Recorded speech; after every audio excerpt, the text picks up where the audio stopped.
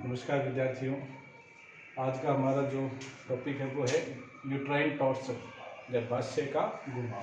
ठीक है, तो ये भी एक कारक होता है जिसकी वजह से डिस्टोनिया हो जाता है। जैसे हमने डिस्टोनिया के जो कारकों के बारे में चर्चा की थी, उसके अंदर हमने देखा कि जो माँ के कारण होने वाले डिस्टोनिया के जो कारक थे, मातृत्व कारक थे, उसमें हमने देखा कि यूट्राइन टॉर्सन भी एक मुख्य कारक जो है वो होता है। ठीक है, इसके अंदर क्या होता है, जब गर्भाशय ग्रेविड यूट्रस जब आकार में बढ़ जाता है, थोड़ा भारी हो जाता है, तो वो क्या होता है, अपनी ही अक्ष के ऊपर वो क्या हो जाता है, उसका घूर्णन जो है वो हो जाता है, जिसकी वजह से गर्भाशय घूमने की वजह से क्या होता है, जो जनन नाल होती है, प्रसव के समय जनन नाल पूरी खुल नहीं पाती, क्योंकि उसके अंदर क्या हो जाती है, ऐंठन हो जाती है, बल लग जाता है, घूर्णन हो जाता है उसका, और उस वजह से जनन नाल जो है वो संकड़ी हो जाती है और फीटस बाहर नहीं आ पाएगा। ठीक है, तो ऐसी स्थिति के अंदर क्या होगा कि गर्भाशय का घूर्णन होने के कारण से, गर्भाशय अपने एक्स के ऊपर घूमने के कारण से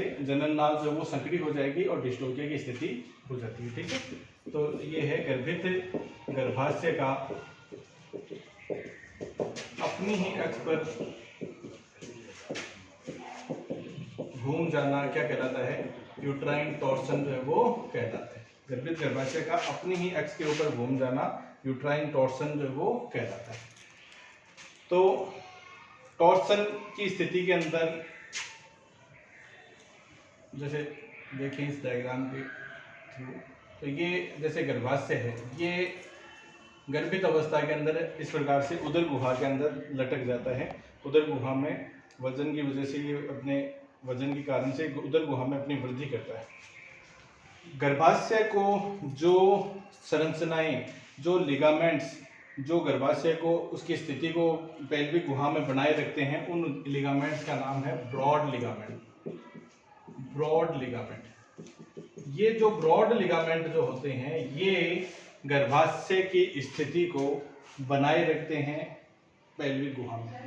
लेकिन जैसे ही गर्भित अवस्था के अंदर गर्भाशय अंदर नीचे लटक जाता है, तो इस स्थिति के अंदर क्या होगा कि ये ब्रॉड लिगामेंट पीछे पीछे की स्थिति पे, मतलब कि यहाँ से इसको साधे रखते हैं, लेकिन आगे की स्थिति क्या होती है, इसकी फ्री होती है। ऐसी स्थिति के अंदर जब ये गर्भित अवस्था के अंदर उदर गुहा में लटका हुआ है, इस स्थिति में किसी भी कारणवश अगर गर्भाशय घूम जाता है, अपनी एक्स के ऊपर घूम गया, जैसे मान लो ये इस प्रकार से घूम गया पूरा, जैसे मैं आपको बताएं, जैसे ये मान लो गर्भाशय है, ये इस प्रकार से गर्भाशय है, ये ऐसे पेल्विक गुहा है, ये पेल्विक गुहा के अंदर इस प्रकार से लटका रहता है, लेकिन ये अपनी एक्स के ऊपर इस प्रकार से घूम जाएगा। घूमने की वजह से देखो यहाँ पे ये ऐंठन सी लग जाएगी।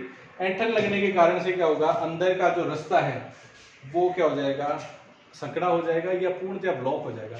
कितनी ऐंठन लग रही है, टॉर्सन कितना हो रहा है, उसके ऊपर डिपेंड करता है कि संकड़ा हो रहा है या बिल्कुल ही पूर्णतः अवरुद्ध हो रहा है। तो एक तो आपको ये ध्यान रखना है कि गर्भाशय को कौन से लिगामेंट उसकी संरचना को साधे रखते हैं, ब्रॉड लिगामेंट। ये ब्रॉड जो लिगामेंट होते हैं, ये गर्भाशय की पेल्विक गुहा में स्थिति बनाए रखते हैं। लेकिन जैसे ही गर्भित अवस्था में उदर गुहा में लटक जाता है गर्भाशय, तो उस स्थिति के अंदर जो गर्भाशय के अंदर किसी भी हलचल के कारण से, वो हलचल क्यों हो सकती है, किन किन कारणों की वजह से हो सकती है, उन कारकों के बारे में हम चर्चा करें। तो पहला जो कारण है उसमें वो है गाय व भैंस में बैठने तथा उठने की स्थिति। इनमें क्या होता है, जब गायें बैठती हैं तब क्या होती हैं, इस प्रकार से बैठेगी। गाय जब बैठती है तो पहले आगे वाले पैरों को मोड़ती है, ठीक है, इस प्रकार से आपने देखा होगा, और खड़ी होगी तब भी पीछे वाले पैरों को खड़ा पहले करती है और फिर आगे वाले पैरों से, इस प्रकार से। अब ऐसी स्थिति में ये जो गर्भाशय है, ये पूरा एकदम फ्री अवस्था के अंदर है, पूरा फ्री अवस्था के अंदर है। अब ऐसी स्थिति के अंदर यदि इसके अंदर जो फीटस है, ये फीटस है, ये कोई मूवमेंट कर लेता है, क्योंकि आपको पता है कि भाई गर्भाशय के अंदर फीटस के मूवमेंट तो चलते ही रहते हैं। ये यदि मान लो थोड़ा सा तेज घूम जाएगा, तो उस वजह से क्या होगा, ये जो आपकी गर्भाशय है वो भी साथ के साथ ही घूम जाता है, तो गर्भाशय का भी घुमाव इसके अंदर हो जाता है। ठीक है, दूसरा भैंसों के अंदर एक स्थिति है वेलोइंग। भैंस क्या होती है कि ये कीचड़ के अंदर या पानी जहाँ पे भरा हुआ है उसके अंदर जाकर और ये वेलोइंग करती हैं, उसमें तैरती हैं, लौटती हैं उसके अंदर। तो ऐसी स्थिति के अंदर यदि पशु गर्भित अवस्था में है, एडवांस प्रेगनेंसी उसके अंदर है, तो उसके अंदर क्या होता है कि ये गर्भाशय, अगर गर्भित पशु हो गया वो अंदर लौट रहा है, तो उस ऐसी स्थिति के अंदर क्या होता है, गर्भाशय घूम जाएगा, अपनी एक्सिस पे घूम जाता है। तो उसके अंदर भी ये जो यूट्राइन टॉर्सन होने की संभावना रहती है। या कई बार क्या होता है, जो फीटस है, शिशु है, उसका गर्भाशय में तीव्र घूर्णन या तीव्र गति करने के कारण भी, यदि उसके कोई वाइग्रस मूवमेंट हो रहे हैं, बहुत तेजी से घूम गया है, मतलब खड़ी अवस्था के अंदर है पशु और बहुत तेजी से गर्भाशय के अंदर फीटस घूम गया और उसके साथ साथ में क्या हो जाता है, गर्भाशय भी घूम जाता है। इसके अलावा पहाड़ी क्षेत्रों में ये बहुत ज़्यादा पाई जाएगी। पहाड़ी क्षेत्रों में या ढलान वाले क्षेत्रों में।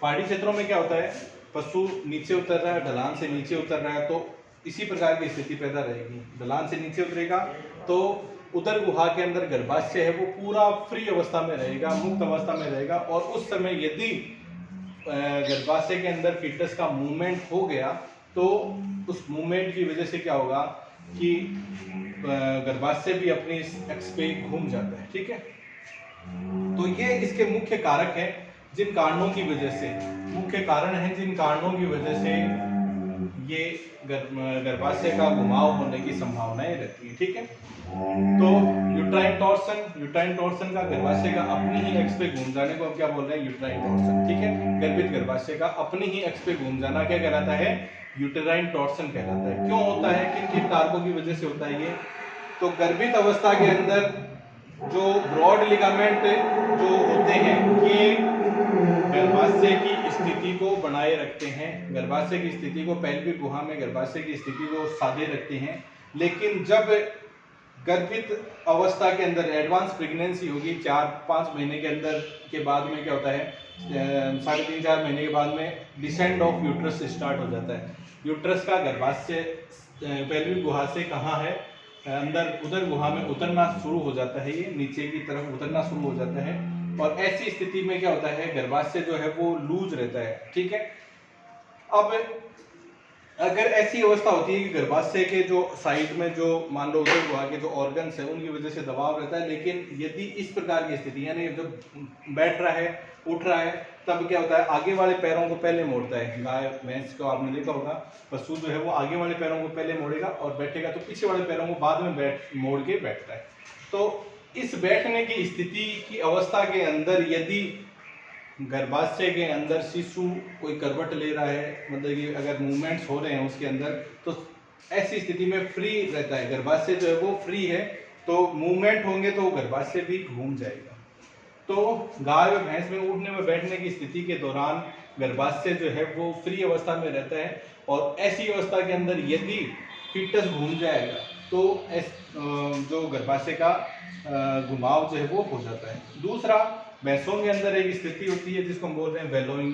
वेलोइंग का तात्पर्य क्या है, ये भैंस जो है वो पानी के अंदर, साफ पानी या कीचड़ के अंदर ये बैठती हैं और उसके अंदर घूमती रहेंगी, अपने शरीर को रोल करती रहती हैं। ठीक है, ये अपने ताप नियमन के लिए ऐसा करती हैं, उनके शरीर के ताप नियमन के लिए ऐसा जो क्रिया करती हैं जिसको हम वेलोइंग बोलते हैं। लेकिन यदि पशु गर्भित अवस्था में है और वो रोलिंग कर रहा है, पानी के अंदर घूम रहा है, तो उस स्थिति के अंदर क्या होता है, गर्भाशय भी साथ ही साथ घूम जाता है, और गर्भाशय घूमने के कारण से क्या होगा, यूट्राइन टॉर्सन की स्थिति पैदा हो जाएगी। ठीक है, या फीटस जो है वो गर्भाशय में कई बार क्या होता है, फीटस की अत्यधिक तीव्र मूवमेंट्स हो जाते हैं फीटस के, जिनकी वजह से भी गर्भाशय घूम जाता है। या हम बात करें पहाड़ी क्षेत्रों में या ढलान वाले क्षेत्रों में, जब पशु ढलान के अंदर नीचे उतर रहा है, तो ऐसी स्थिति पैदा होगी ढलान के अंदर, मतलब कि इस प्रकार से, तो गर्भाशय जो है वो फ्री अवस्था में रहेगा, और उस स्थिति में यदि फीटस जो है वो घूम गया तो गर्भाशय भी साथ का साथ घूम जाता है। तो इन कारणों की वजह से यूट्राइन टॉर्सन जो है वो हो सकते हैं, और ये स्थिति गाय भैंसों में बहुत अधिकता से मिलती है, और इस वजह से क्या हो सकता है, डिस्ट्रोफिया हो सकता है।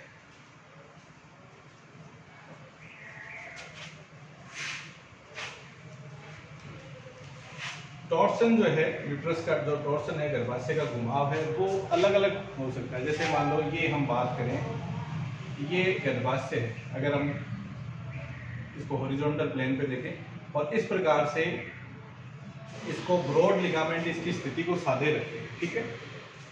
लेकिन गर्भाशय जैसे घूम गया, घुमाव जो है वो या तो क्या हो सकता है राइट, या क्या हो सकता है लेफ्ट, या तो दाएं तरफ घूम सकता है या बाईं तरफ। अब देखो दाईं तरफ इस प्रकार इधर घूमेगा, इस साइड में घुमा है, दाईं तरफ घुमा, राइट टॉर्सन है,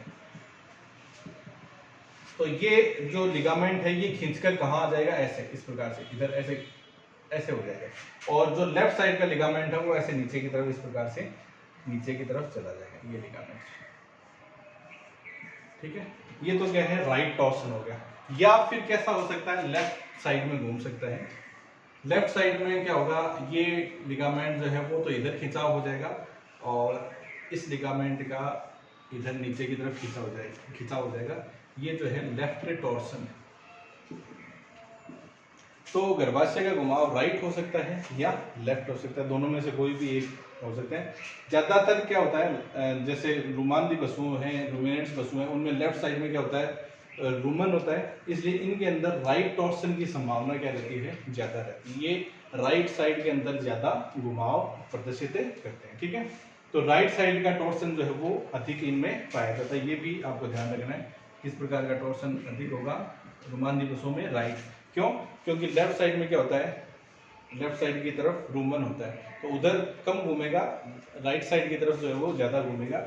और रुमानदी पशुओं में हम देखते हैं कि भाई राइट हॉर्न के अंदर प्रेगनेंसी भी कौन से हॉर्न के अंदर ज़्यादा होती है, राइट हॉर्न के अंदर, और राइट साइड का टॉर्सन होने की संभावना ही ज़्यादा रहती है।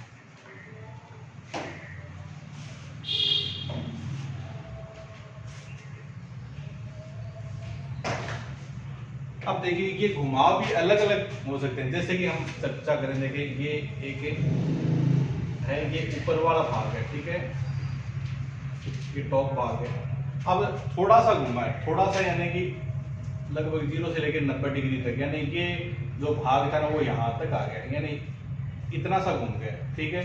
या 180 डिग्री हो सकता है, ऊपर वाला भाग नीचे आ गया है, या 270 डिग्री, अप टू 270 डिग्री तक, 360 डिग्री तक, यानी पूरा घूम के और वापस यहाँ आ गया, पूरा का पूरा घुमाव हो गया। तो ये अलग अलग घुमाव जो है वो 90 डिग्री तक हो सकता है, 180 डिग्री तक हो सकता है, 270, 360, या कई बार क्या होता है 360 से भी ज्यादा हो गया, यानी 2 बार पलटी खा गया, गर्भाशय जो है वो 2 बार घूम चुका है, 360 से भी ज्यादा हो सकता है, ठीक है।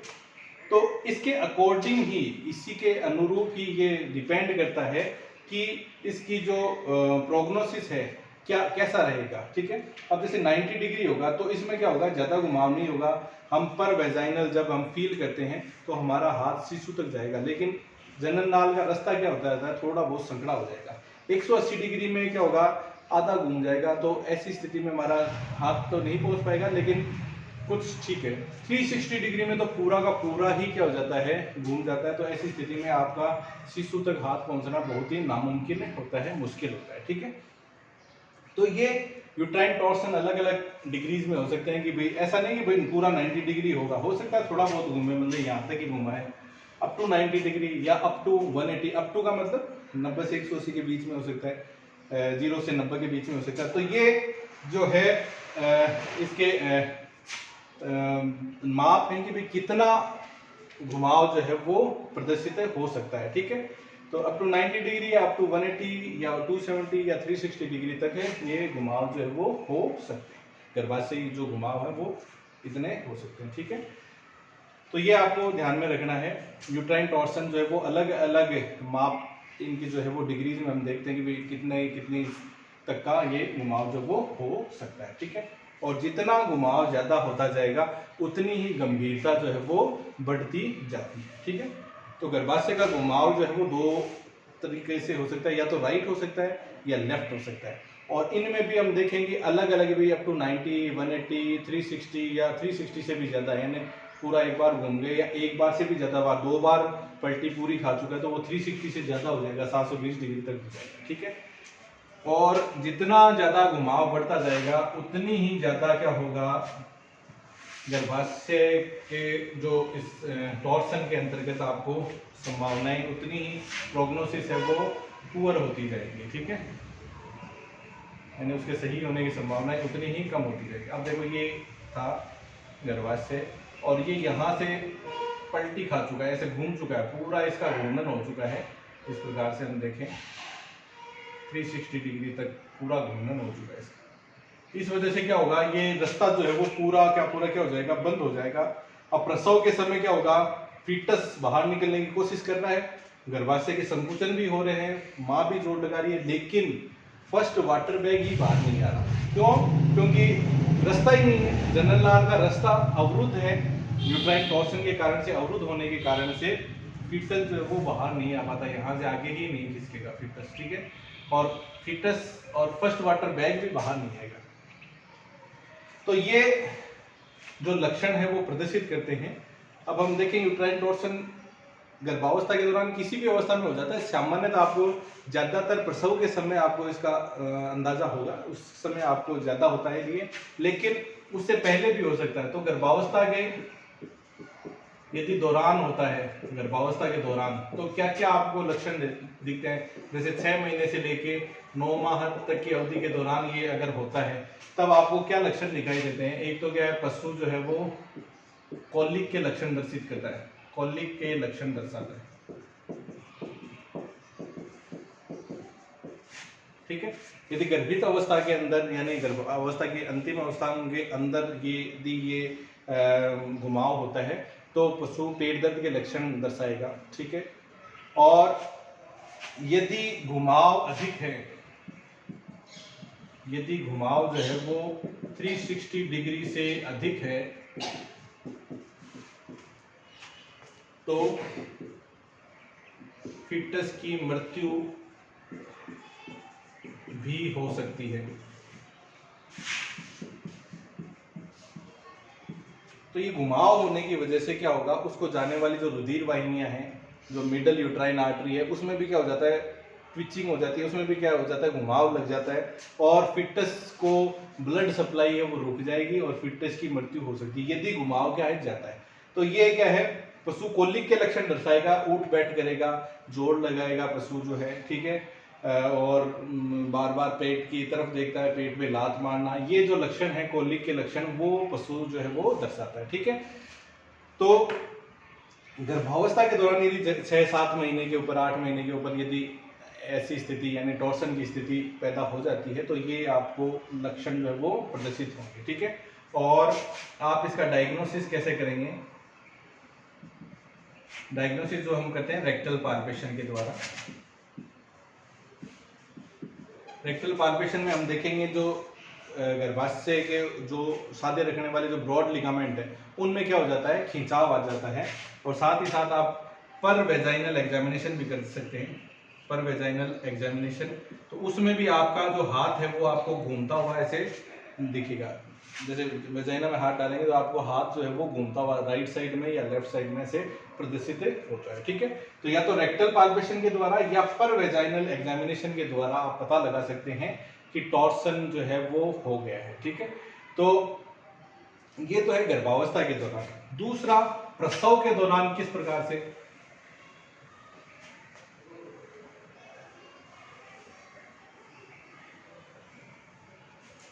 प्रसव के दौरान, और सामान्यतः ये स्थिति ही ज्यादा मिलती है कि प्रसव के समय जो है यूट्राइन टॉर्सन की स्थिति ही सामान्यतः ज्यादा मिलती है।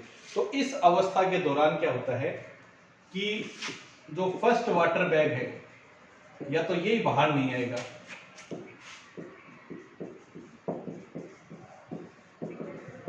और यदि फर्स्ट वाटर बैग बाहर आ जाता है तो फीटस बाहर नहीं आता है, ठीक है। पशु जो है ब्याने के पूरे लक्षण प्रदर्शित कर रहा है, जोर लगा रहा है, ठीक है, उठ बैठी कर रहा है, और लेकिन जो फर्स्ट वाटर बैग जिसको हम मटान बोलते हैं वो बाहर नहीं आ पाएगी। और अगर मान लो कम है, टॉर्सन की स्थिति कम है, तो मान लो किसी तरीके से जो फर्स्ट वाटर बैग तो बाहर आ जाता है, लेकिन बाद में फीटस जो वो बाहर नहीं आ पाता, फीटस से बाहर नहीं आ पाएगा। इस स्थिति में हम जो उसका एग्जामिनेशन करते हैं पर वेजाइनल हम हाथ इंसर्ट करते हैं तो अपना हाथ जो है वो घूमता हुआ प्रदर्शित होता है।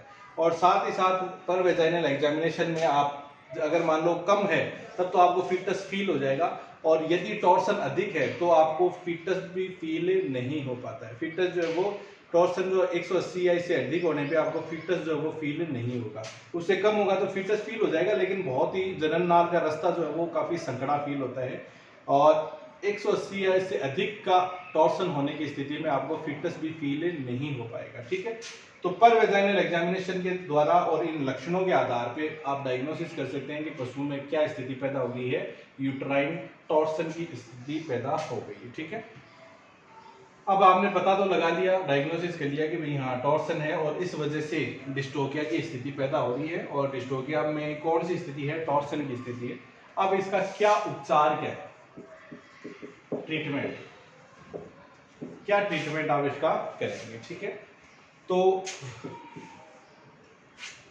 सबसे पहला जो तरीका है इसमें वो है मां को पलटी देकर, रोलिंग मेथड बोलते हैं इसको।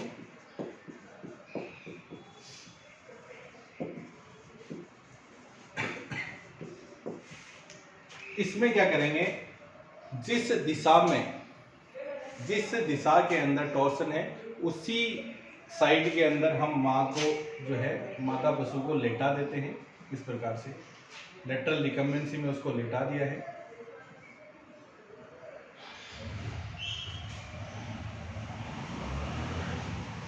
ठीक है, अब क्या करते हैं, इसके दोनों आगे वाले पैरों को एक साथ में बांध दिया जाता है, पीछे वाले दोनों पैरों को एक साथ में बांध दिया जाता है।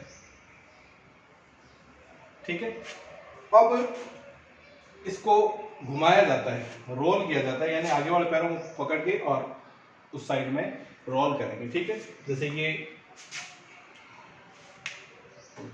गाय है, इसके ये पैर है। ठीक है, इसको लेटा दिया है आपने और इसको पूरा इस प्रकार से घुमाएंगे ऐसे। ठीक है, घुमाएंगे इसको पकड़ के, तो एक आदमी तो इन आगे वाले पैरों को पकड़ के रखेगा, दूसरा आदमी पीछे वाले पैरों को पकड़ के रखेगा और एक आदमी सिर पे देगा, इसको घुमाएंगे।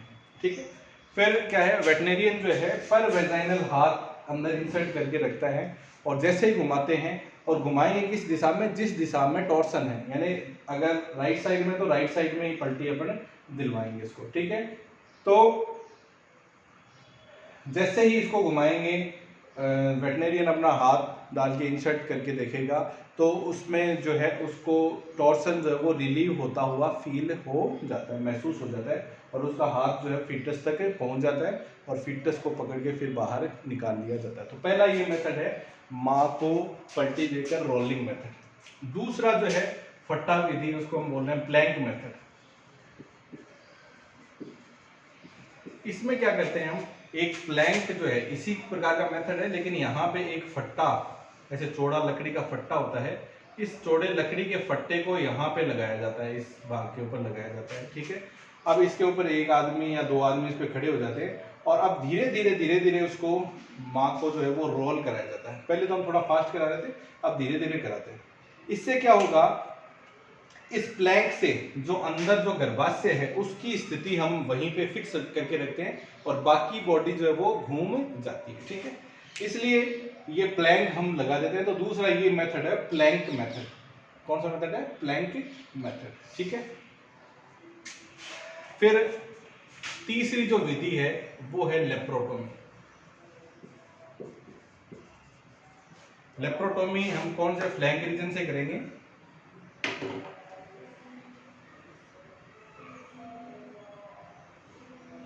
इस भाग से यहाँ पे इंसिजन लगा के और लेप्रोटोमी करते हैं खड़ी अवस्था के अंदर ही। और अब यहाँ से यहाँ पे हमने चीरा लगाया और यहाँ से हाथ इंसर्ट करके और अंदर ही अंदर गर्भाशय को घुमाया जाता है, इसको हम बोलते हैं लेप्रोटोमी द्वारा।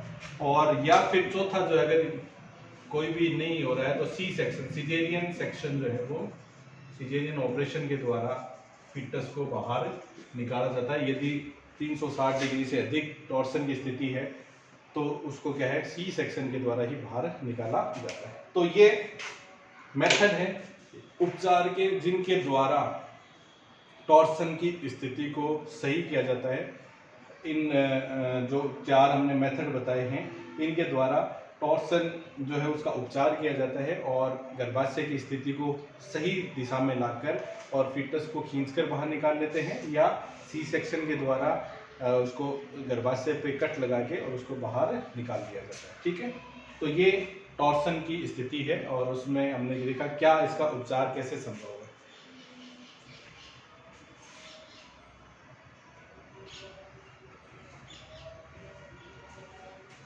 ठीक है, तो ये आज के लिए इतना सफिशिएंट है। धन्यवाद दोस्तों।